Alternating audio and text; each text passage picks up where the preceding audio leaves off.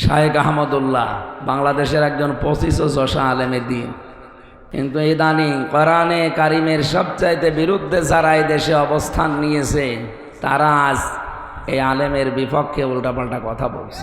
এই জন্য যে আহমদুল্লাহ এই কথা বলেছেন তাকে বলবো, আমি 48 ঘন্টা সময় দিলাম।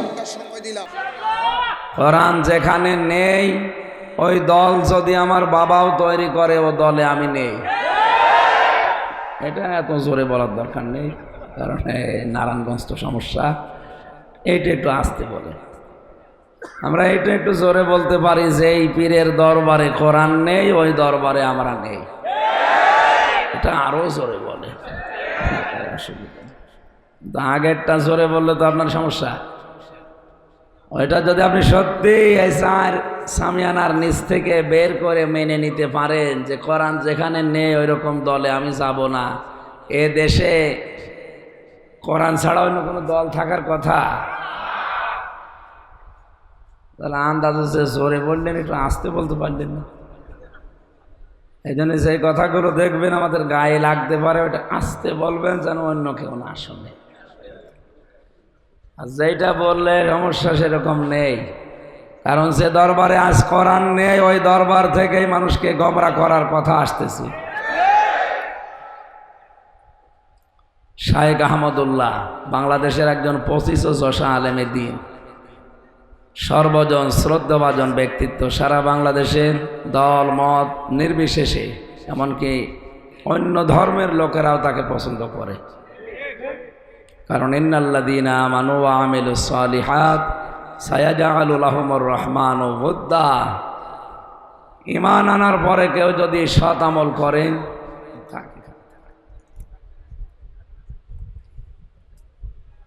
ঈমান আনার পরে কোনো মানুষ যদি ভালো ভালো কাজের আঞ্জাম দুনিয়ায় দিতে পারে, সত্যিই তার ঈমানের দাবি অনুযায়ী সৃষ্টি জগতের ভেতরে তার প্রতি একটা মহব্বত আল্লাহ তৈরি করে দেয়। এটা শায়েখ আহমদুল্লাহর প্রতি আমরা অবশ্যই তাকে ভালোবাসি কোরআনের জন্যে, কিন্তু ইদানিং কোরআনে কারিমের সবচাইতে বিরুদ্ধে যারা এই দেশে অবস্থান নিয়েছে তারা আজ এই আলেমের বিপক্ষে উল্টাপাল্টা কথা বলছে। এই জন্য আমরা তাদেরকে থেমে যাওয়ার জন্য বলছি। শায়েখ আহমদুল্লাহর কথার পেছনে যেভাবে দলিল আছে, আপনার 14 গোষ্ঠী মিলে ওই দলিল দিতে পারবে না। আপনি তো আন্দাজে উল্টাপাল্টা চিল্লান। সম্মানিত ভাইরা, আমরা আজকের এই হাদিসটা শুধু এই সামিয়ানার নিচে না, এখান থেকে আমাদের সারা বাংলাদেশে মিলাবো। কোরআন যেখানে নেই ওখানে আমরা আর যাব না। মানে যদি আমি ভালো হওয়ার নিয়তেও যাই, ভালো হওয়ার নিয়তেও থাকি যে আমার সমস্যা নেই, তাও আমাকে খারাপ বানিয়ে দেবে কে? হেদায়েত দেওয়ার একচ্ছত্র মালিকানা আল্লাহ কোরআনকে দিয়েছে। এই জন্য জালিকাল কিতাবু, এই যে কিতাবের আগে আলিফ লাম, এটা আলেমরা বুঝবে, আপনারা সাধারণ মানুষ হয়তো ওইদিকে যাচ্ছেন না। পৃথিবীতে আমরা দেখি শ্বশুরকে মানুষ বাবা বলে না, বলে না? জায়েজ আছে, হারাম না। কিন্তু নিজের বাবার সামনে বারবার যদি শ্বশুরকে আব্বা জান বলে কেউ, নিজের বাবার মনে দুঃখ লাগবে না? আল্লাহ বলেন আমি কোরআন দিয়েছি মানুষকে হেদায়েত দেওয়ার জন্য, আর এইটা বাদ দিয়ে তুই দৌড়াচ্ছিস কোন দিকে? ফাইনা তাযহাবুন ইন হুয়া ইল্লা যিকরুল লিল আলামিন। কোথায় দৌড়াও? এ কোরআন বিশ্ববাসীর জন্য একটা উপদেশ। এটা কি? এই উপদেশ শোনার জন্য আজ আমরা এসেছি, দল মত নির্বিশেষে। এটা কোনো রাজনৈতিক মঞ্চ না, এটা কোরআনের মঞ্চ। এখান থেকে হেদায়েতমূলক কথাগুলো নিয়ে আমাদের প্র্যাকটিক্যাল লাইফে মিলাবো ইনশাআল্লাহ। বিশ্বনবী জানিয়েছেন, ইন্নাল্লাযী লাইসা ফি জাওফিহি শাইউম মিনাল কোরআনি কাল বাইতিল খরিব।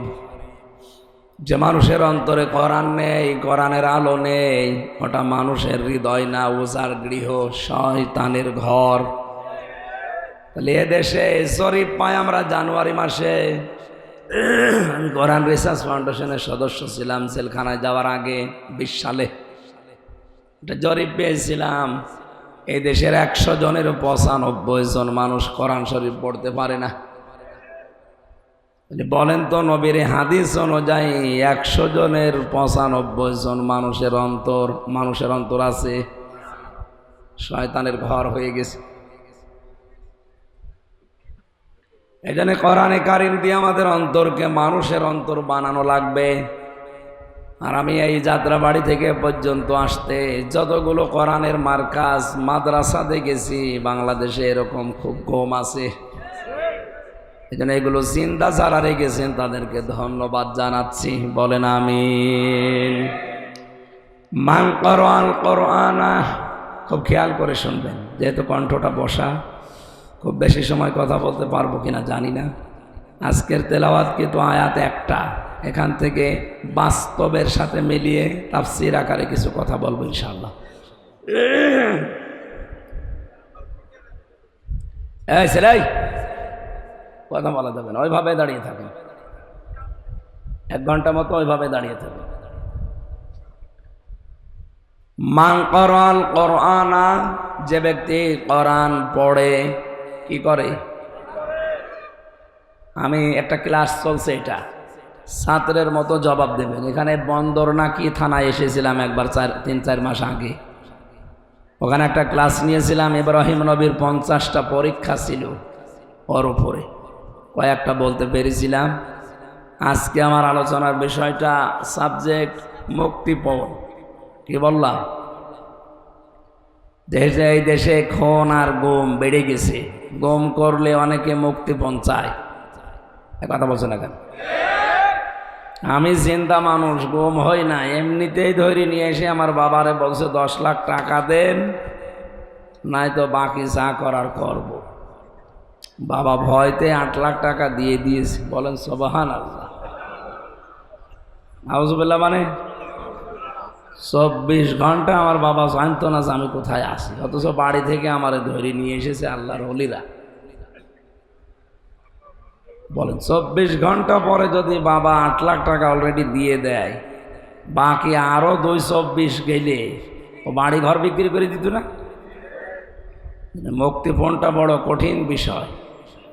এটা আমরা সামনে কোরআনে আয়াতের সাথে একটা একেবারে জীবনের সাথে কিয়ামতের সাথে মিলাবো। আল্লাহ যেভাবে কঠিনভাবে দিয়েছেন আমরা ওইভাবে কঠিনভাবে একটু ডেলিভারি দেব মাঝে মাঝে। ডোজ একটু কঠিন হলে মেনে নেওয়া যাবে না? ঠিক আছে, আল্লাহ যখন যে ফোর্সে বলে ওই ফোর্সটা দেওয়া লাগে। তো যেখানে এলাপতি লাগবে ওখানে হোমোপতি কিয়ামত পর্যন্ত দিলেও দেখা যাচ্ছে সারছে না। হাদিসের প্রথম শব্দ হচ্ছে যে ব্যক্তি কোরআন পড়ে। কোরআন পড়া বলতে আমরা কি বুঝি? আজকে আমি আসরের নামাজ পড়েছি আপনাদের এই তাহফিজুল কোরআন ইন্টারন্যাশনাল মাদ্রাসায়। এখান থেকে আসর মাগরিব প্রায় ইশার আগ পর্যন্ত ছিলাম, পুরাটা ঘুরে ঘুরে দেখলাম। কোরআনে কারিম পড়ার ব্যাপারে এখানে যে বিষয়গুলো প্রিন্সিপাল সাহেবের সাথে দেখলাম, আল্লাহ তাআলা কোরআনে জানিয়েছেন আল্লাযীনা আতাইনাহুমুল কিতাবা ইয়াতলুনাহু হাক্কা তিলাওয়াতি, যাদেরকে আমি কোরআন দিয়েছি তারা আমার এই কোরআন হক আদায় করে তেলাওয়াত করে। কি আদায় করে? তাফসিরে মনিরের ভেতরে এসেছে কেউ যদি হক আদায় করে পড়তে চায় কোরআন, 4টা শর্ত তাকে মানা লাগবে। আমি ওখানে 2টা পেয়েছি। কয়টা বলেন? 1 নম্বরে ওয়ারাত্তিলিল কোরআন তারতিলা, কোরআন পড়লে তারতিলের সাথে স্পষ্টভাবে থেমে থেমে পড়ো। হ্যাঁ, ওখানে ওইটা আছে। শায়েখ কে ওনার নাম? নেসার আহমেদ, ভালো মানুষ লোকটা। ওনার আচরণ আমার ভালো লেগেছে। ওনার পড়ার স্টাইল যেটা শুদ্ধ, ওইভাবে পড়বেন।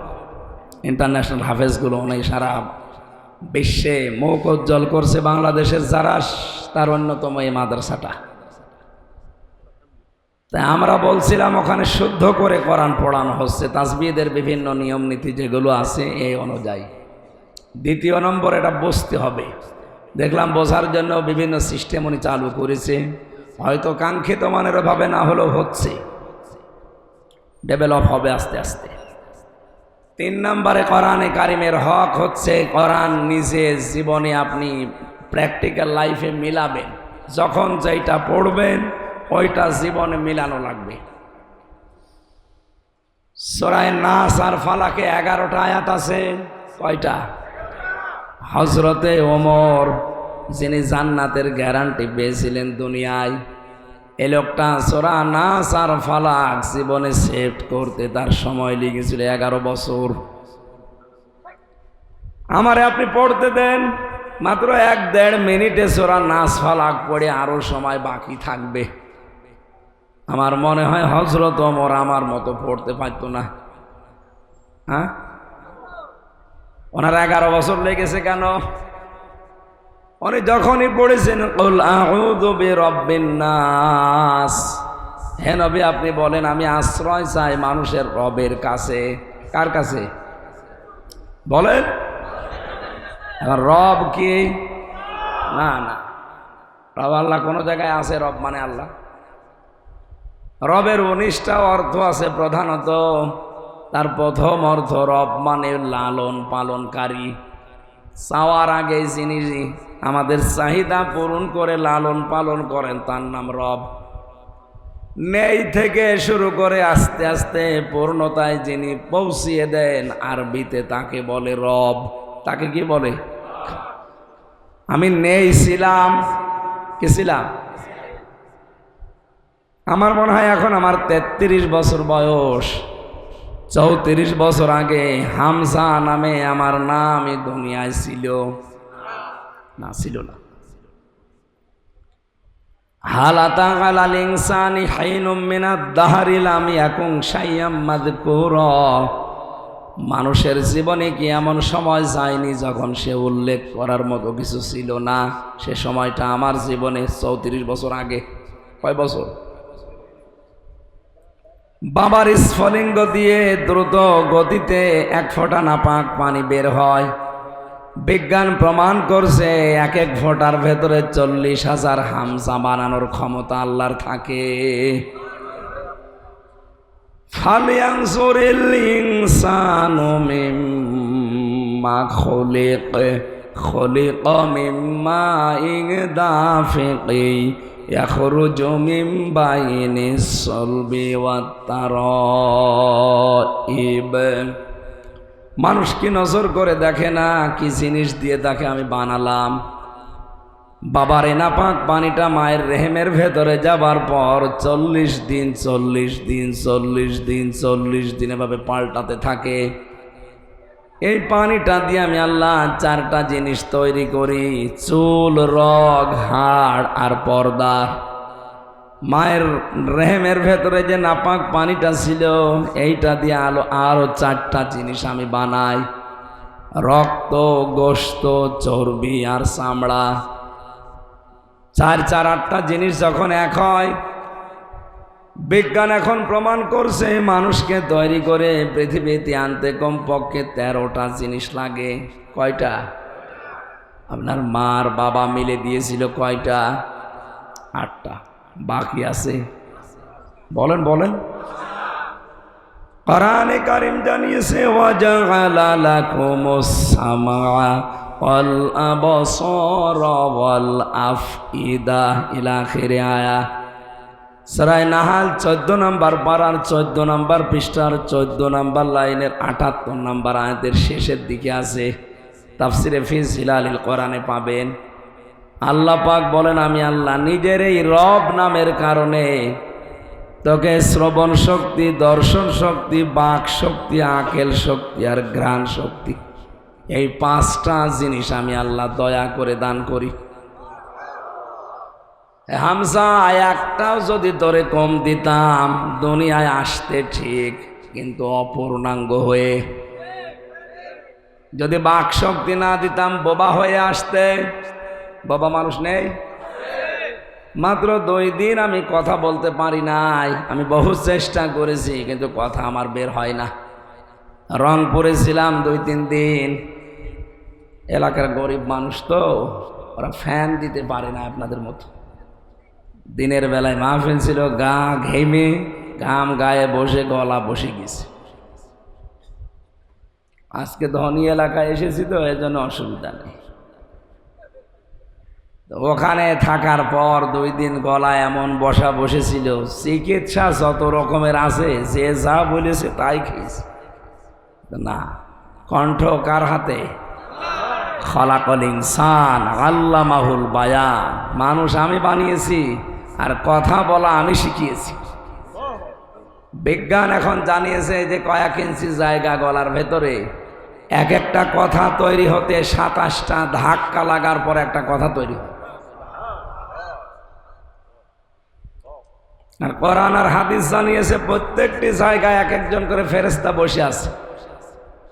এই স্তরে স্তরে ফেরেশতারা এর কাছ থেকে ওর কাছে, ওর কাছ থেকে ওর কাছে নিয়ে নিয়ে 27 নাম্বার স্তরে দেওয়ার পর একটা কথা তৈরি হয়ে এই মুখ দিয়ে বের হচ্ছে। আল্লাহ মনে হয় ফেরেশতাদেরকে বলেছিল, হামজাকে এই দায়িত্ব পালন করার দরকার নেই, তোরা একটু রেস্টে থাক। আমার যে কি অবস্থা ছিল এই 2 দিনে। বাংলাদেশ থেকে বিদেশ থেকে যত মোবাইল এসেছে সারাদিনে এরে দিয়ে ধরিয়েছি। আর রাতের বেলা বের হয় না যতটুকু না পারলে না, এইভাবে কথা বলতো। গতকালকের মাহফিলটা বন্ধ করে দিয়েছিলাম, হয়নি, কণ্ঠে পারেনি। এর আগের দিন টাঙ্গাইলে খুব কষ্ট করে ঘন্টাখানি কথা বলেছিলাম, আর আজকে একটু হালকা হালকা বের হচ্ছে। আল্লাহ যদি বাক শক্তিটা না দিত, 2 দিনে আমার যা মনে হচ্ছে কি হয়তো আপনি টের পাচ্ছেন না। তাই দর্শন শক্তি আল্লাহ দিয়েছেন দয়া করে। এই পাশের জেলা কুমিল্লা, 17 সালে একটা মাহফিলে আমি খাবার খাচ্ছিলাম এক অন্ধের পাশে বসে। হঠাৎ বিদ্যুৎ চলে গেল, আমরা চেল্লা পাল্লা করছি। লোকটা আমার হাত চেপে ধরে বলছে, হুজুর মাত্র 2 মিনিট কারেন্ট চলে গেছে, আপনারা চিল্লাচ্ছেন, অথচ আজ 40 বছর আমার জীবনে কারেন্ট নেই। কই আমি তো চিল্লালাম না, আমি ছোটবেলায় দেখতে পেতাম। এরপরে একটা অসুখ হওয়ার পরে আমি অসুস্থ হয়ে আমার চোখ 2টাই হারিয়েছি। এই 40টা বছর আমি দুনিয়া কি কিছুই জানি না, দিন রাত আমার কাছে সমান মনে হয়। ওই অন্ধ ওই দিন আমার আর একটা তথ্য দিয়েছিল, হুজুর চোখ যাদের আছে তারা তো দেখে, দিনের বেলায় ঘুমিয়ে থাকলে তারা স্বপ্নে দেখে। আমরা যারা অন্ধ, দিনের বেলা রাতের বেলা তো দেখি না, ঘুমিয়ে থাকলেও কিছু দেখি না, শুধু একটা আওয়াজ শুনি। ওই দিন আমি বুঝে ফেলেছি যে আল্লাহ আমারে কি দিয়েছে। রমজানে আমি ওমরা হজে ছিলাম, একটা ভিডিও দেখাচ্ছিল, ওখানে মাত্র 11 বছর বয়সের একটা কোরআনের হাফেজ অন্ধ।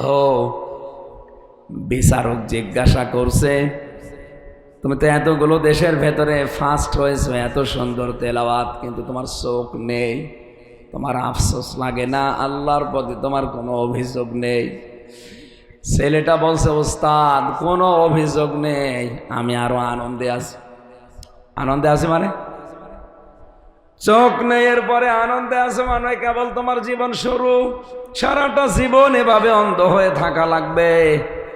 একটা বারের জন্য আল্লাহর প্রতি কোনো অভিযোগ অনুযোগ তোমার আসে না যে আল্লাহ তুমি আমার চোখ দিলি না কেন, আমি তো খারাপ কাজে বের হয়েছি না। তোমার কোরআন আমি অলরেডি 11 বছর বয়সে অন্ধ মুখস্থ করে ফেলেছি, চোখটা দিলে আমি আরো এগিয়ে যেতে পারতাম। ছেলেটা চোখের পানি ফেলে দিয়ে দেখলাম বলছে, ওস্তাদ কিয়ামতের ওই কঠিন ময়দানে মানুষকে যখন আল্লাহ একা একা সামনে ডাকবে, ওয়াকুল্লুহুম আতিহি ইয়াউমাল কিয়ামাতি ফারদা। সূরা মরিয়মের 95 নম্বর আয়াতে আল্লাহ জানিয়েছেন, কিয়ামতে প্রতিটি মানুষকে আল্লাহ ডাকবেন স্রেফ একা একা। কয়জন করে? আল্লাহ তার নিজের সামনে ডাক দেবে হামসাকে। এই 33 বছর জীবনের জীবনের প্রতিটি নিয়ামতের পঙ্খানো হিসাব দিয়ে তারপরে সামনে যাওয়া লাগবে। ছেলেটা বলে, বিচারপতি বা বিচারক, ওস্তাদ আল্লাহ যদি আমাকে কিয়ামতে ডাক দিয়ে বলে, আব্দুর রহমান তোর পা থেকে মাথা পর্যন্ত একটা একটা করে নিয়ামতের জবাব দে। পা থেকে শুরু করে মাথা পর্যন্ত আসতে যখন চোখ পর্যন্ত আসবে, আল্লাহকে অন্তত ডাক দিয়ে বলা যাবে, রব্বুল আলামিন তুমি তো আমাকে চোখ দাওনি, দুনিয়া কি আমি কিছুই জানি না, মায়ের পেট থেকে আমি অন্ধ, এই ওসিলা হলো আজকে তুমি আমার চোখের দিকে তাকিয়ে মাফ করে দাও। এই ছোট 11 বছরের ছেলেটার চিন্তা ভাবনা আর আমাদের চিন্তা কোথায়? আকাশ পাতাল পাল্টানো। কোরআনে কারিমের সূরা নাহলের এই 78 নম্বর আয়াতের তাফসীর পড়ার পর আমি দেখেছি আল্লাহ পাক নিজের পক্ষ থেকে যে 5টা জিনিস রব নামের কারণে আমাকে দান করেছেন, একটাও যদি কম দিত কিয়ামত পর্যন্ত আমি অপূর্ণাঙ্গই থেকে যেতাম। কবরে যাওয়ার পরও মানুষ বলতো এটা কানার কবর, বলেন এটাই ন্যাংড়ার কবর। কবরে গিয়েও শান্তি পেতেন না, মানুষ গালি দিয়ে ডাক দিত না, তো মানুষ চিনত না। যদি বলতো এটা হামজার কবর, কোন হামজা? ওই কানা হামজা, মানুষ চিনত।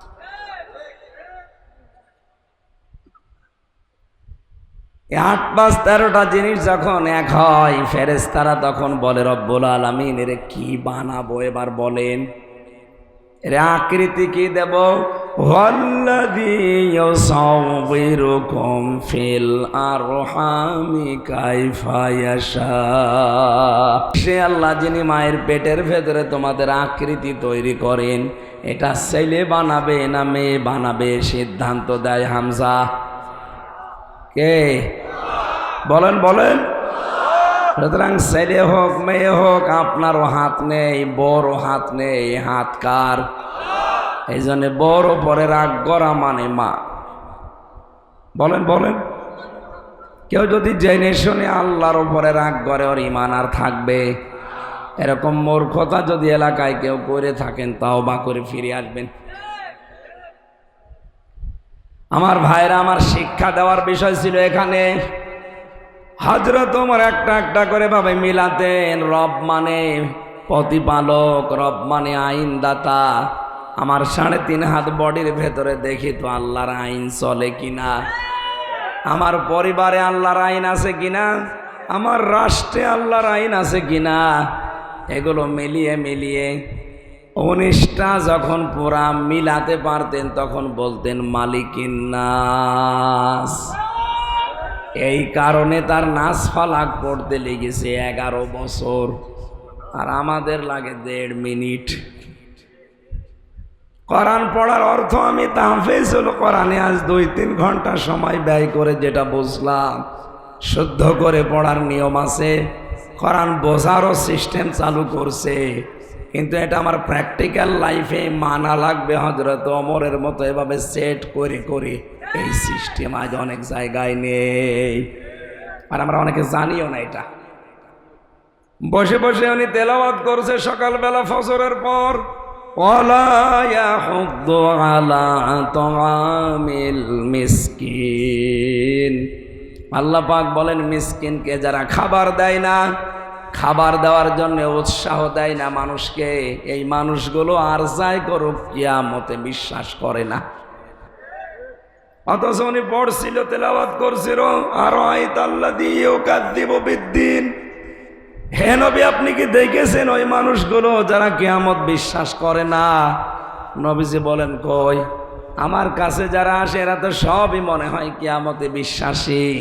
আল্লাহ পাক বলেন না ফাযালিকাল্লাযী ইয়াদউল ইয়াতীম, যারা এতিমের গলায় ধাক্কা দেয়, মিসকিনদেরকে খাবারের ব্যবস্থা করে না।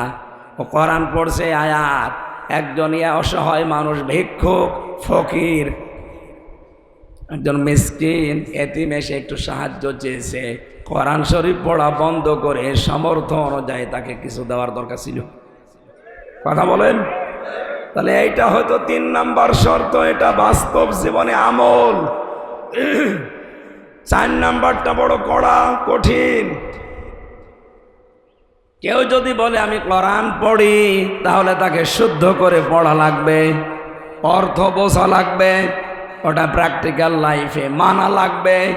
4 নাম্বারে ওটা যেন মানুষ মানতে পারে এই ব্যবস্থা করে দেওয়া লাগবে।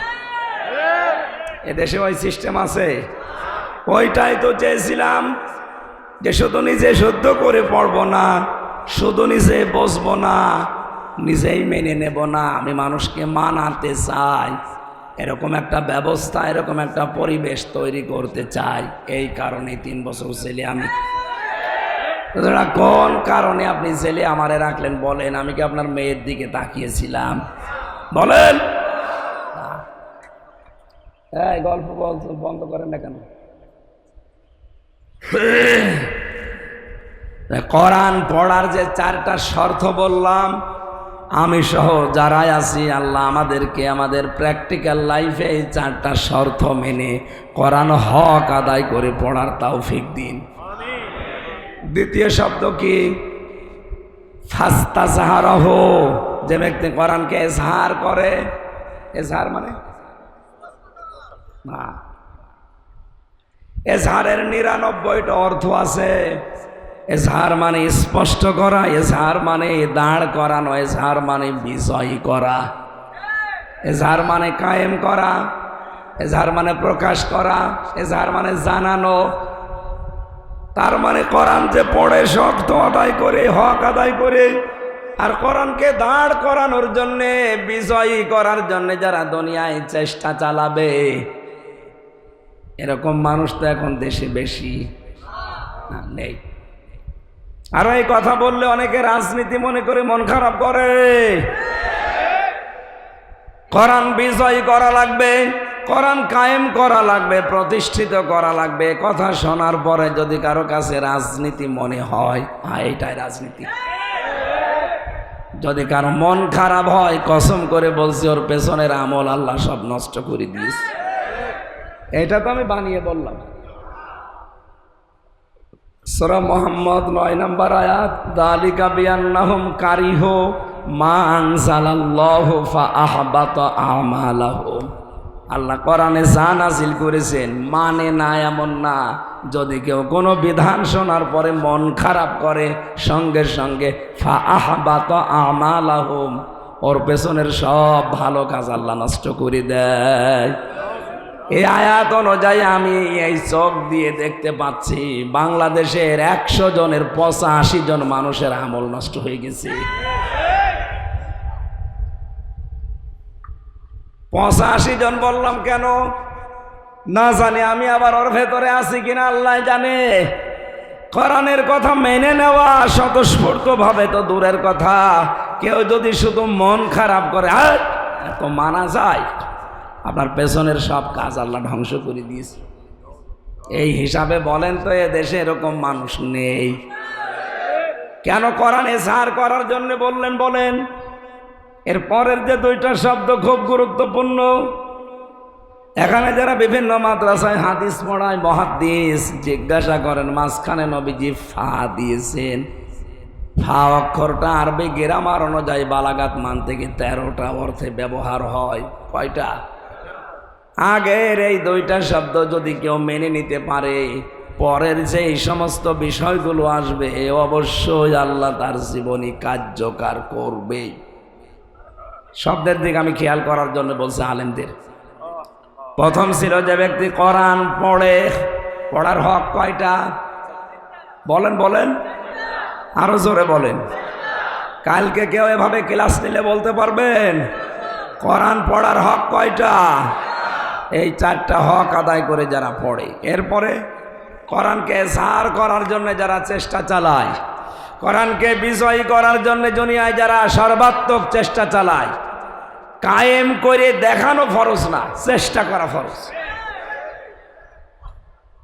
তাহলে ফাহাল্লা হালালাহু ওয়া হারামা হারামাহু, এর ভেতরে বর্ণিত হালালকে হালাল আর হারামকে হারাম জানার পরে ছেড়ে দেয়। কেন আল্লাহর নবী ফা দিয়ে আবার শুরু করলেন? কারণ কোরআন যদি বিজয়ী থাকে, ওই সমাজে হালালকে হালাল জেনে মেনে নেওয়া সহজ হয়। কোরআন যদি বিষয় থাকে হারামকে হারাম জানার পরে ছেড়ে দেওয়া সহজ হয়। কোরআন যে দেশে বিষয় নেই, যে সমাজে বিষয় নেই, ওখানে হালালকে হালাল জানার পরও আপনি মানতে পারবেন না। এরকম জায়গা নেই, নাম ধরা লাগবে।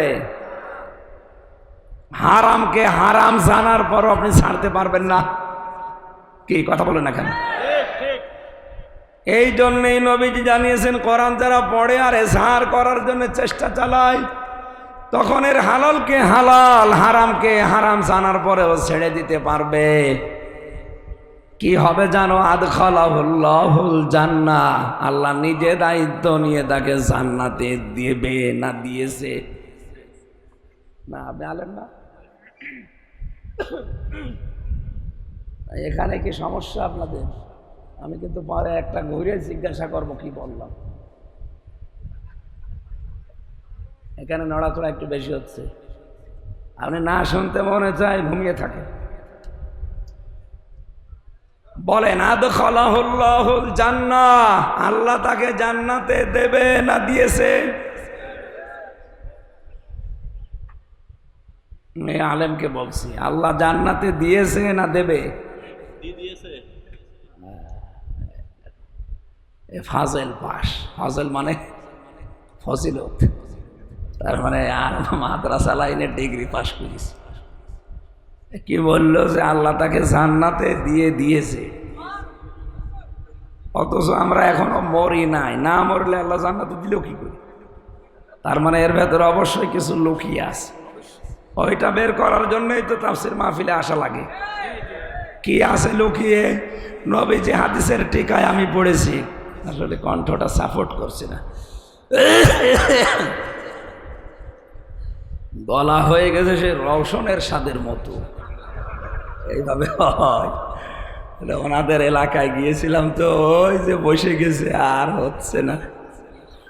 এ শামীম ওসমানের মতো হওয়া লাগবে।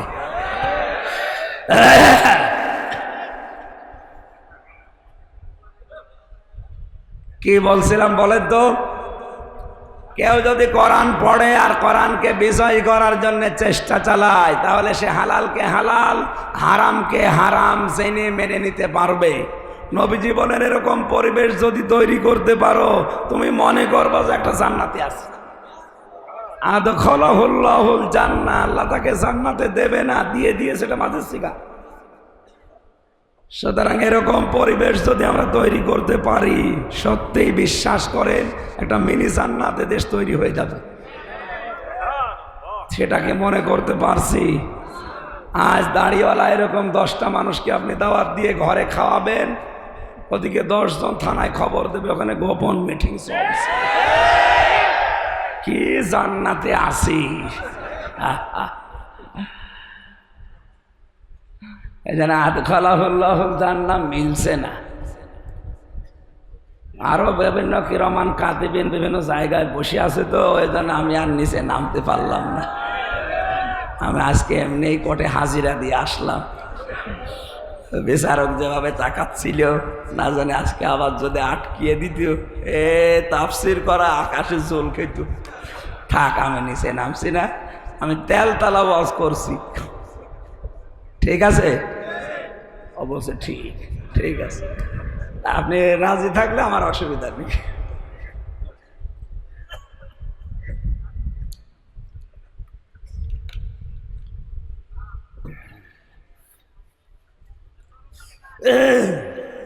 গরম পানি আর লাগবে না, গরম পানি।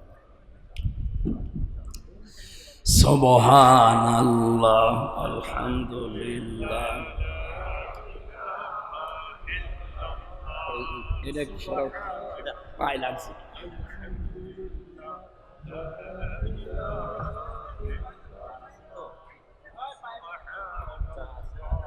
ঠিক আছে, কোরআনটা পড়বি, এখানে থাকে।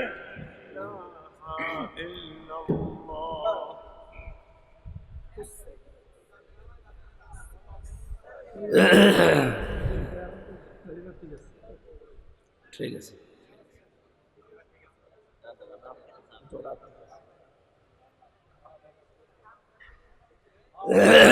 সুবহানাল্লাহ, আলহামদুলিল্লাহ, লা ইলাহা ইল্লাল্লাহ, সুবহানাল্লাহ, আলহামদুলিল্লাহ, লা ইলাহা ইল্লাল্লাহ, লা ইলাহা ইল্লাল্লাহ, মুহাম্মাদুর রাসূলুল্লাহ।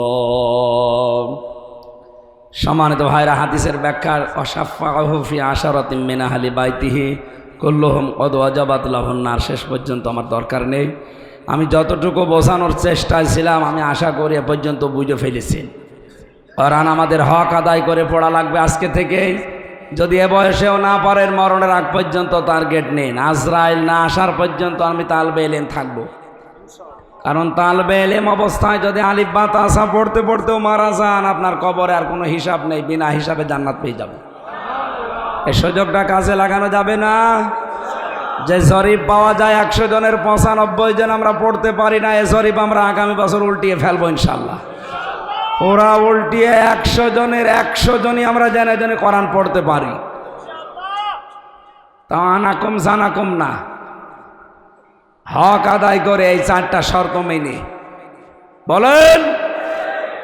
তাহলে যে যতটুকু পড়বে শুদ্ধ করে বুঝবে, নিজে আমল করবে আর মানুষের কাছে পৌঁছাবে, এই দেশে কোরআনে কারিম প্রচারে আর কেউ বাধা দেওয়ার সাহস করবে না। কারণ আমরা 96 বাধা দেবে কে? 2 নম্বরে যেখানে আসি ওই জায়গা থেকে কোরআন যেন প্রকাশ হয়, প্রচার হয়, এজাহার হয়, দাঁড় হয়, কায়েম হয়, বিজয় হয়। চেষ্টা চালিয়ে যাব, বাকি ফল আল্লাহর হাতে। কারণ কোরআনের মালিক আমি না, এ জমিনের মালিকও আমি না। এই কোরআনের মালিকও আল্লাহ, জমিনের মালিকও আল্লাহ। আমরা শুধু কামলা, শ্রম দিয়ে যাব, শেষে বেতন পাবো। আল্লাহ এই বেতনটা যেন আমাদের জান্নাত এটা দান করেন। তাহলে মিনি জান্নাতে দুনিয়া থেকে আমরা দেখে যেতে পারবো ইনশাআল্লাহ। দরুদ আর সালাম পাঠ করে কোরআনে কারিমের একটা আয়াত পড়েছি মাত্র, সূরা মাআরিজ থেকে 11 নম্বর আয়াত। আমার আলোচনার বিষয় আজকে মুক্তিপণ। কি বললাম? এত কঠিন বিষয় এটা। দুনিয়ার হিসাবে তো আছেই, মরণের পরে আল্লাহ একটা বিষয় সাজিয়েছেন।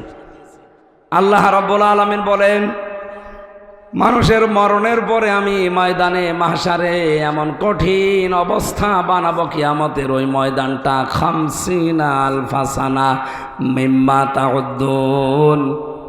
দুনিয়া 1 2 করে যেভাবে গণনা করো, মরণের পরে এক একটা দিন শুরু হবে কিয়ামতে 50,000 বছরের মতো লম্বা। এ বিশাল জীবন, এক একটা দিন। বিজ্ঞানী আয়াত নিয়ে প্রমাণ করতে চেয়েছে, কেউ যদি দুনিয়াতে 100 বছর হায়াত পায়, মরণের পরে যে জীবন শুরু হচ্ছে, ওই জীবনে এক একটা দিনের তুলনায় মানুষ যেন মাত্র 2.5 সেকেন্ড বেশি থাকে। কত? আমি 33 বছর এখন বয়সে, ওই হিসাবে আমি মাত্র 1 মিনিট হায়াত পেয়েছি মরণের পরের জীবনের তুলনায়। কথা বলেন না কেন? 2.5 সেকেন্ড যেখানে, তাহলে 33 আরো 33, এই হিসাবে আমি মাত্র 1 মিনিট কয়েক সেকেন্ড হায়াত পেয়েছি দুনিয়ায়। এর ভেতরে কত স্বপ্ন অলরেডি আমি দেখে ফেলেছি, আরো দেখতেছি। আমি যদি কোরআনের আয়াত সত্যি বিশ্বাস করে থাকতাম, বাস্তবে বলেন তো 2.5 সেকেন্ডের জন্য যা করছি, 2.5 মিনিটের জন্য আমি যা করছি, 100 বছরের হায়াতে কোটি কোটি মিনিট পড়ে আছে আমার সামনে। ওর জন্য কি করা দরকার? আল্লাহ বলেন, প্রতিটি মানুষের সামনে দিন কিন্তু আমি রেখে দিয়েছি। যুবক মানুষ বৃদ্ধ হয়ে যাবে ওই দৃশ্য দেখলে। মেয়েদের লজ্জাস্থান আর লাগবে না, পেট ফেটে সন্তান বের হয়ে পড়ে যাবে। দুধের বাচ্চার কথা পর্যন্ত মা ভুলে যাবে, মনে রাখতে পারবে না। ওয়ালা ইয়াসালু হামিমুন হামিমা। বন্ধু বন্ধুর কোনো কথা মনে রাখবে না, মনে রাখার মতো হবে না। কেন? ইউবাসসিরুনাহুম, তাদেরকে যদিও মুখোমুখি করা হবে, দেখানো হবে যে এটা তোর সেই বন্ধু। কয়েকদিন আগে আমি দিনাজপুর গিয়েছিলাম। বিশ্ববিদ্যালয়ে থাকাকালীন এক বন্ধু ছিল মাওলানা মাহফুজুর রহমান। ওরা আমি জেলে যাওয়ার আগেও দেখি নাই কয়েক বছর, এরপরে তো 3 বছর আর এই কয়েক মাস, প্রায় 5-6 বছর কেটে গেছে। ও শুনেছে কিভাবে আমি দিনাজপুরে ঢুকেছি, খবর দিল নাম্বার নিয়ে। পরে দেখার পরে বললাম আজকে সময় নেই, যাই অন্য দিন আসবো। ও আমাকে দেখার পরে যে আচরণ করেছে, আমার তো এই আয়াতটা মনে পড়েছে, কিয়ামতে আল্লাহ কঠিন অবস্থায় এই মাহফুজ আমারে বলবে, হামজা আমি তোমারে চিনি না। ইয়াওয়াদুল মুজরিমু লাউ ইফতাদি মিন আযাবি ইয়াউমিযিন বিবানি। কিয়ামতের ওই ময়দান থেকে পরিত্রাণ পাওয়ার জন্যে আমি আল্লাহকে এই কথাও বলবো, আল্লাহ এই যে 7 বছর পরে যার সাথে দেখা হয়েছিল, এখন তো একটা নজর ওর থেকে আলাদা করতে মনে চাচ্ছে না, এই মাহফুজকে আমি মুক্তিপণ হিসাবে দিয়ে দিলাম জান। অন্তরঙ্গ এত বড় বন্ধুকে পর্যন্ত মানুষ মুক্তিপণ দিতে চাইবে, বিবানী নিজের সন্তান পর্যন্ত। আল্লাহ সন্তানের নাম দিলেন কেন? এই পৃথিবীতে আমরা বন্যা দেখেছি, জলোচ্ছ্বাস দেখেছি। বন্যার সময় অনেক মা পর্যন্ত নিজে ভাসতে ভাসতে মারা গেছে, নিজের 2 বছরের ছেলে আর মেয়েকে বুকের ওপরে রেখে ভাসিয়ে রেখেছে। তার মানে নিজের জীবনের তুলনায় সন্তানকে ভালোবাসে এরকম মা দুনিয়ায় আছে? বলেন। আমার ওই ছোট মেয়েটা ফারিহা জান্নাত, ওর আমি ছেলে যাওয়ার 1 বছর রেখে গিয়েছিলাম, এখন ওর বয়স 4 বছর। এখনও আমারে ভালো চেনে না, কিন্তু ওর প্রতি আমার যে ভালোবাসায় 3 বছরে জন্মিয়েছে। এই যে কোরআন শরীফ আমার সামনে, বাস্তব কথা বলছি। আজ প্রধানমন্ত্রী শেখ হাসিনা যদি আমারে বলে দেশ তোমার নামে লিখে দিলাম, ফারিহাকে জবাই করো, আমার দ্বারা সম্ভব না, সত্যি বলছি। অথচ আল্লাহ ফারিহার নামটাই দিয়েছেন আগে বিবানী। কিয়ামতে এই ফারিহাকে হামজা বলবে, আল্লাহ এরেও দিয়ে দিলাম, আমারে মুক্তি দাও। নারায়ণগঞ্জবাসী বিষয়টা বলতে আমি যত সহজে বলছি, এটা প্র্যাকটিক্যালে কি অত সহজ? বলেন। আপনি বাস্তবে ওই সম্মুখীন হন তো দেখি। ইব্রাহিম আলাইহিস সালাম হয়েছিলেন 80 বছর বয়সের সন্তান হওয়ার পরেও 13 বছর খোঁজ খবর নেননি। 13 বছর পরে সে বলছে, আল্লাহ আমাকে পাঠিয়েছে তোমাকে জবাই করার জন্যে। আমার মনে হয় আমাদের মতো ছেলে মেয়েরা হলে বলতো, তুমি কি বাবা না কসাই, ভণ্ডামি করতে এসেছো? জন্মের পরে আর খবর নাওনি, এ মরুভূমিতে রেখে গেছো, আজ 13 বছর পরে এখন এসেছো বাবার দাবি নিয়ে আবার জবাই করার জন্যে। তোমার মতো বাবা আমি মানি না। অথচ ইসমাইল নবী বলেছিলেন, বাবা হুকুমটা আল্লাহর, আমি আপনার আল্লাহর বিধান, আমার আল্লাহর বিধান মানতে ওই পরিমাণে রাজি আছি যে পরিমাণে আপনি রাজি আছেন।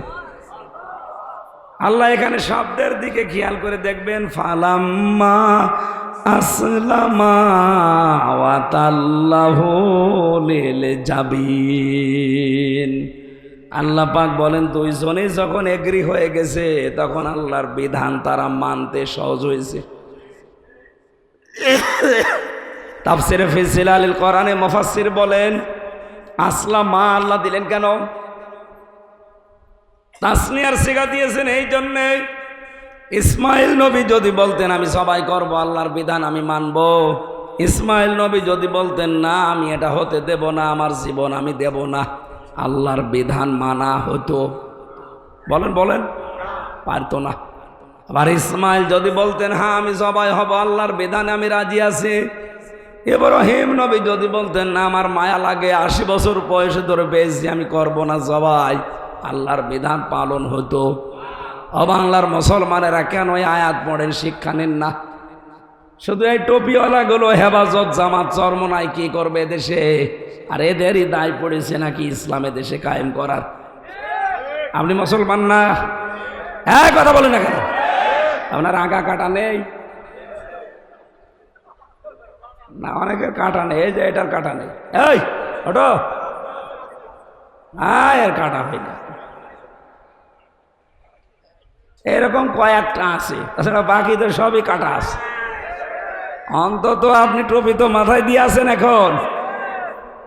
আমরা আজ যারা দেশের দায়িত্বে আছি 1734 জন মানুষ, প্রধানমন্ত্রী শেখ হাসিনা থেকে শুরু করে আপনাদের এলাকার উপজেলা চেয়ারম্যান পর্যন্ত, এই মানুষগুলো যতদিন পর্যন্ত ইব্রাহিম আলাইহিস সালামের ভূমিকায় অবতীর্ণ না হবে, 16 কোটি জনগণ আমরা যারা, তারা যদি ইসমাইল নবীর ভূমিকায় এগিয়ে না আসি, কিয়ামতের আগে দেশে ইসলাম কায়েম হবে না।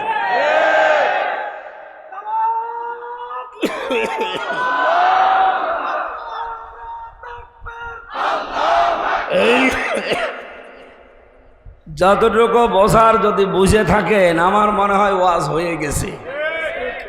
আমরা আহ্বান যারা যারা দায়িত্বে আছেন, আপনারা ইব্রাহিম নবীর ভূমিকায় আসেন। নারায়ণগঞ্জের বন্দরে যে 50টা পরীক্ষার কথা বলেছিলাম জাতির পিতা ইব্রাহিম আলাইহিস সালামের, আপনার যারা দায়িত্বে আছেন আমাদের পিতার মতো অভিভাবক, সুতরাং আমরা চাই আমাদের জাতির পিতা ইব্রাহিম নবীর মতো এগিয়ে আসবেন আল্লাহর বিধান পালন করার জন্য। আমরা 16 থেকে 18 কোটি জনগণ ইসমাইলের ভূমিকায় জীবন দিতে আমরা রাজি আছি আল্লাহর বিধানের জন্য। দেখবেন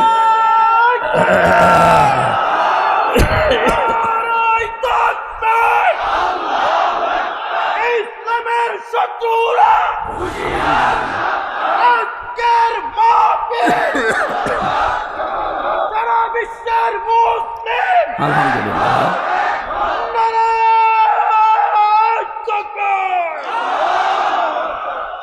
ইসলামের শত্রু নেই এদেশে। 4 ভাগ অন্যান্য উল্টো লোক আছে, 96 ভাগ আমরা।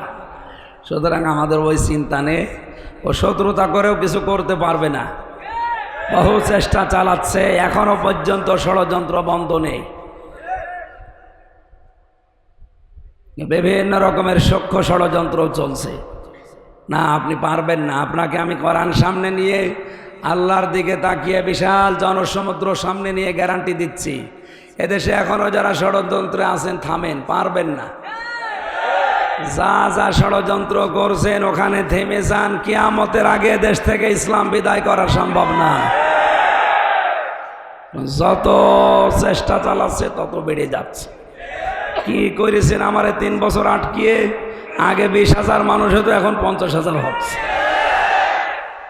এই জন্য হবে না এভাবে, এই সিস্টেম বাদ দেন, আদর্শ নিয়ে আসেন। আমরা এসেছি রসুলের আদর্শ নিয়ে। পৃথিবীর কোনো আদর্শ এখানে আর হবে না, এই জায়গায় সব জিরো। বলেন, এই জন্য আমাদের উচিত হচ্ছে, আমরা সবচাইতে আপন যেটাকে বলি সন্তান, আমার ফারিহাকে পর্যন্ত যদি কিয়ামতে আমি দিতে চাই, তে আর কে বাকি থাকে? আল্লাহ এরপরও আরেকজনের নাম দিয়েছে। আল্লাহ পাক বলেন, ওয়া সাহিবাতিহি ওয়া আখি। মানুষ কিয়ামতে তার বউকে পর্যন্ত মুক্তিপণ দিতে চাইবে। কাকে? বলেন বলেন। এমনকি তার ভাইকে, ও ফাসিলাতিহিল্লাতি তুবি, তার জ্ঞাতি গোষ্ঠী, তার দলের লোক যারা তাকে আশ্রয় দিত, বিভিন্ন জায়গায় আকাম কোকাম হন্ডামি করে আসলে এলাকায় যারা তারে আশ্রয় দিত, তারা পর্যন্ত বলবে আল্লাহ এগুলো নিয়ে নাও। অমাং ফিল আরদি জামিআ, পৃথিবীর যত সম্পদের মালিক সে ছিল, স্থায়ী অস্থায়ী সব আল্লাহর কাছে বিনিময় হিসাবে বলবে এগুলো নাও। সুম্মা ইউনজি, এরপরেও তুমি আমাকে বাঁচাও। ও বাংলার মুসলমানেরা একটু খেয়াল করেন আয়াতগুলো, আল্লাহ কত শক্তভাবে আমাদের জানাচ্ছেন। এই কথাগুলো বলতে বলতে আল্লাহ হঠাৎ করে আলোচনার ধরনটা পাল্টিয়ে ফেলেছেন। আল্লাহ পাক বলেন, এতগুলো জিনিস মানুষ আমাকে দিতে চাচ্ছে মুক্তিপণ হিসাবে বাঁচার জন্যে। কাল্লা, কখনোই না। ইন্নাহা লাজ, তাকে আমি লাজয় প্রবেশ করাবো। কোথায়? বলেন বলেন। লাজা কি?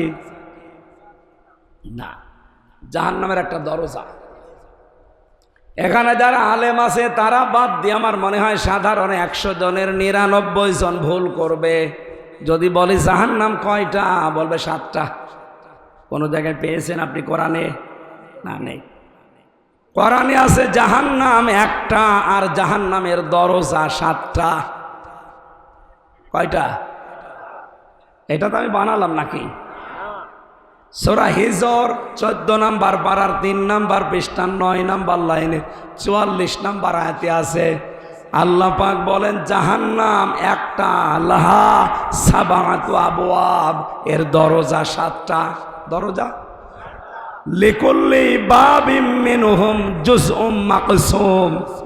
দুনিয়াতে যে যে ধরনের অপরাধ করবে, কিয়ামতে আল্লাহ তাকে ওই দরজা দিয়ে প্রবেশ করিয়ে শাস্তি দেবে। আজ নারায়ণগঞ্জের মানুষকে বোঝাতে চাই আমরা কোন ধরনের অপরাধ করছি আর কোন দরজা দিয়ে প্রবেশ করার উপযুক্ত হচ্ছি। যদি এখন ওই 7টা দরজার যে কোনো দরজার সামনে থাকি, ওখান থেকে ফিরে জান্নাতের দরজা আছে কয়টা? না না, জান্নাতের দরজা 8টা। শুধু শুনেছেন, কোনোদিন পড়েছেন? পড়েননি। কোরআনে কারিমে আল্লাহ 100টা জান্নাতের স্তরের কথা দিয়েছেন। কয়টা? 100। ওই 100টা দরজা খোলা আছে, স্তর বানানো আছে। যে যেই দরজার সামনে দিয়ে যাওয়ার সৌভাগ্য অর্জন করতে পারবেন আজকের আলোচনা থেকে শেষ পর্যন্ত। আমরা বলছিলাম জাহান্নামে একটা দরজা 7টা। কারণ কি? প্রাইমারি একটা স্কুল, এখানে 1 থেকে 5 পর্যন্ত পড়ায়। স্কুল কয়টা? বলেন বলেন। ক্লাসরুম, দরজা, যে যেই ক্লাসে পড়ে ওই দরজা দিয়ে সে প্রবেশ করে। আল্লাহ বলেন জাহান্নাম ওই একটা। দুনিয়ায় যে যে ধরনের অপরাধ করবে তার কেসেমে ওইটা জুটবে, তার ভাগে। তাহলে আজকে আপনি মেলাবেন আপনি কোন অপরাধে আছেন আর কোন দরজা দিয়ে আল্লাহ আপনাকে প্রবেশ করাবে। তার 1 নম্বর দরজার নাম হচ্ছে এই লাজা। নাম কি? বলেন বলেন। কি এটা? নাযাআতাল লিশাওয়া। আল্লাহ বলেন দরজা দিয়ে প্রবেশ করানোর সঙ্গে সঙ্গে মানুষের চামড়া খসে যাবে। কথা শুনতে যত সহজ মনে হচ্ছে, বিষয়টা অত সহজ। আমি রিমান্ডে ছিলাম 10 দিন। ওখানে আমাকে দেখেছি, আমি তো মূল্য চুরির মামলা কিছুই জানি না, তাই 10 দিন। যারা অস্ত্র নিয়ে ধরা পড়েছে, মার্ডার মামলার আসামি, এই মানুষগুলোকে যারা রিমান্ডে নিয়ে যায় তারা বলে যে মধু সোনা এ দুধ খাও। হ্যাঁ, এই যে নখ তুলে নেয়। আমাকেও বিভিন্ন জিনিস দেখিয়েছিল, কিন্তু আমার তোলে নাই। তা আমার সামনে অনেকে তুলেছে। জীবিত মানুষের যদি নখ তুলে নেয় বলেন তো, এরপর আবার এরপর লবণ ছিটিয়ে দেয়। নখ তুলে নেওয়ার পরে যদি লবণ ছিটায় জীবিত মানুষ, ও তো এমনি অজ্ঞান হয়ে যাওয়ার কথা। আর বাকি যে জায়গায় বিভিন্ন জিনিস দেওয়ার কথা, অত তো বলাই যাচ্ছে না। এই যে এখানে যাওয়ার পরেও কিন্তু চামড়া খসে যায়নি। আমি একটা ঘরের ভেতরে 11 ঘন্টা দাঁড়িয়েছিলাম এক পায়ে, কিন্তু আমার কিছুই হয়নি। আমার কষ্ট হয়েছে, আমার চামড়া খসেছে। বলেন, আমার চোখ বাঁধা ছিল, হাত বাঁধা ছিল, আমার হাতে টাঙানো ছিল, অসুবিধা নেই, কিন্তু আমার চামড়া খসে নাই। আল্লাহ নাযাআতাল লিশাওয়া দিয়েছে। এ ঘরে প্রবেশ করাতে সঙ্গে সঙ্গে চামড়া খসে চলে যাবে। তার মানে এমন এমন যন্ত্রপাতি সেট করা আছে, ঢুকলে চামড়া খসে যায়। এই জায়গাটা অত সহজ? বলেন, কেন দেবে এখানে? কোরআনে কারিম জানাচ্ছে 2টা গুণ যাদের ভেতরে দুনিয়ায় পাওয়া যাবে, এই লাজা নামের দরজা তাদেরকে ডাকবে। নারায়ণগঞ্জের মানুষেরা মিলান তো আপনার ভেতরে আছে কিনা? তাদউ মান আদবার ওয়া তাওয়াল্লা। এই জাহান্নামে লাজার দরজা তাদেরকেই ডাকবে যারা সত্যকে সত্য জানার পরও মুখ ঘুরিয়ে চলে যায়। আর বাংলাদেশে এই চরিত্রের মানুষ বেশি। চোখে আঙ্গুল দিয়ে দেখিয়ে দেওয়া হয়, এর বড় মানতে চায় না। আমি কি নিচে নামবো না? মানে আমি আবার 3 বছর থাকি। তার মানে সত্যকে সত্য জানার পরও যারা মুখ ফিরিয়ে নেন, আপনি তো নিজে টের পাচ্ছেন আপনি নেচ্ছেন কিনা। আপনি জানেন যে এটা সত্য কথা, কিন্তু আপনার দলের লোক না, আপনার বাবার মরিদ না, এই জন্য আপনি মানতে চান না। আপনি জানেন তাহিরি ভাই যা করছে এগুলো ঠিক না, তারপরও আপনি অন্ধভাবে ওগুলো মেনে নিচ্ছেন। আপনার বিবেকের ওপরে কি কুকুরে প্রসাব করেছে? কোন ইসলামে আছে ওই রকম নাচানাচি করা লাগবে? সত্যকে সত্য আঙ্গুল দিয়ে দেখিয়ে দেওয়া হচ্ছে, এরপরও মানতে চাই না। এই চরিত্র যাদের আছে, বিবেক যাদের কাজে লাগে না, এর দলিল পাবেন সূরা মুলকের 10 নম্বর আয়াত, ওয়াকালু লাউ কুন্না নাসমাউ আও নাকিলু মা কুন্না ফি আসহাবিস সাঈর।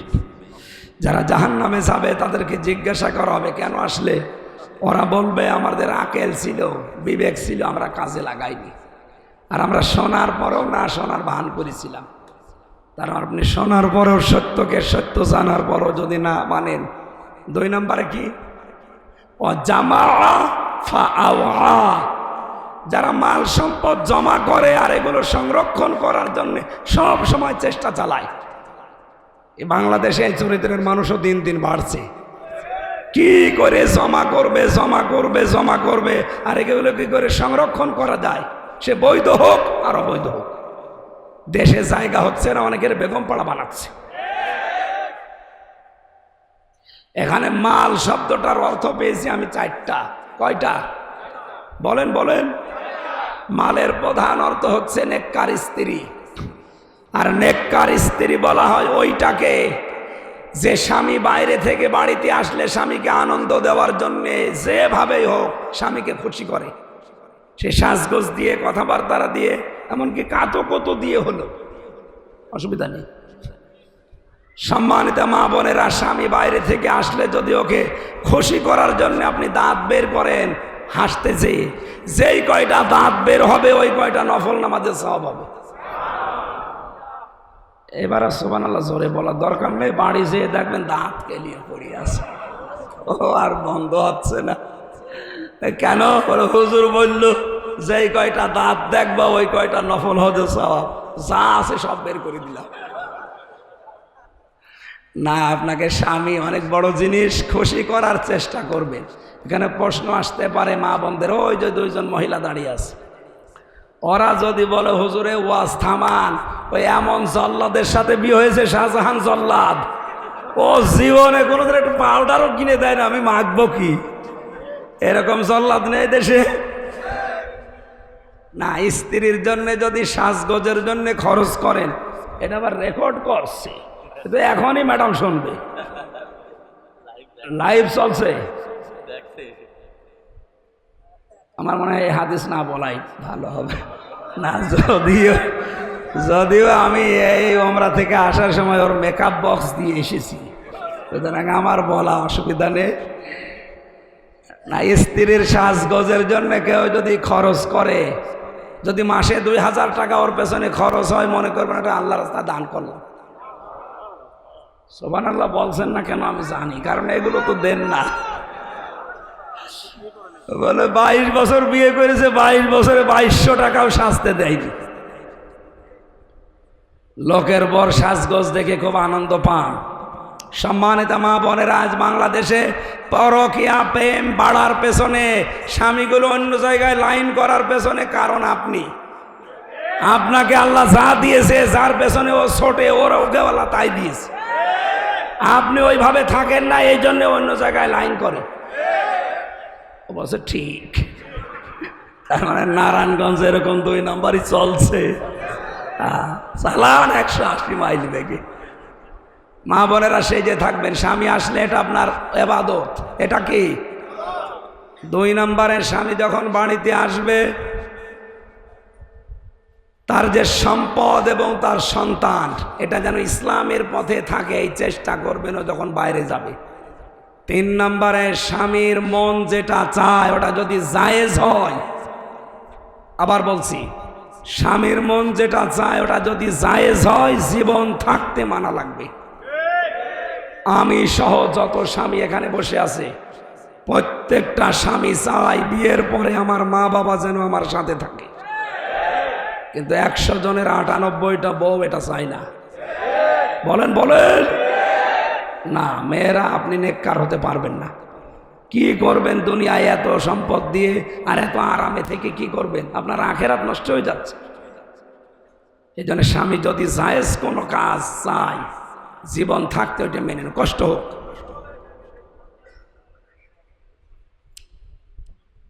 চার নম্বরে নিজের ইজ্জতের হেফাজত করা লাগবে মেয়েদের। আমি জেলখানাতে দ্বিতীয় যে জল্লাদ পেয়েছিলাম, এই শাহজাহান জল্লাদ বের হওয়ার পর এখন আছে ইলিয়াস, কেন্দ্রীয় জেলখানার যে লোকটা এখন ফাঁসিতে ঝোলায় মানুষকে, ওর নাম ইলিয়াস, চট্টগ্রামে বাড়ি। ওর কাছে একদিন বসে বসে শুনছিলাম কি হয়েছে। বছর 17 বছর ছিলাম সৌদি আরবে, দেশে আসার পরে বিয়ে করেছি 11 বছর।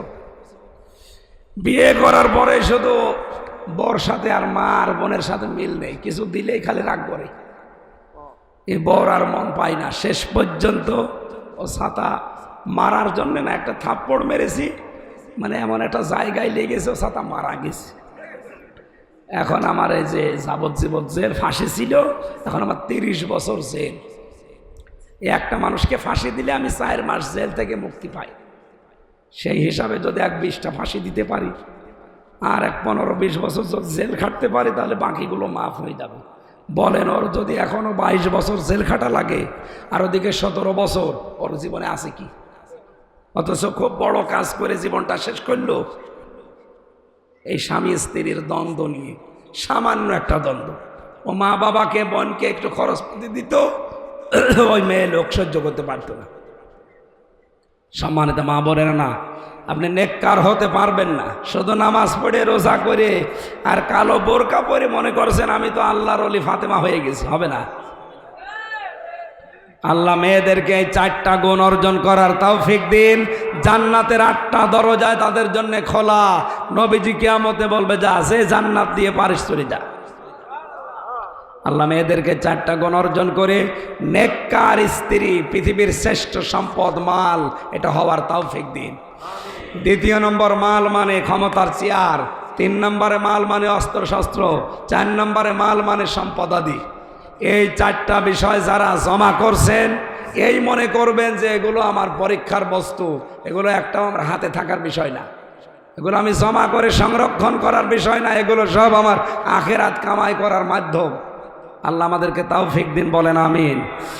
স্ত্রীর সাথে ভালো ব্যবহার করব আমি এই কারণে, কারণ এর দ্বারা আমার যেন আখেরাত তৈরি হয়। কথা বুঝতেছেন?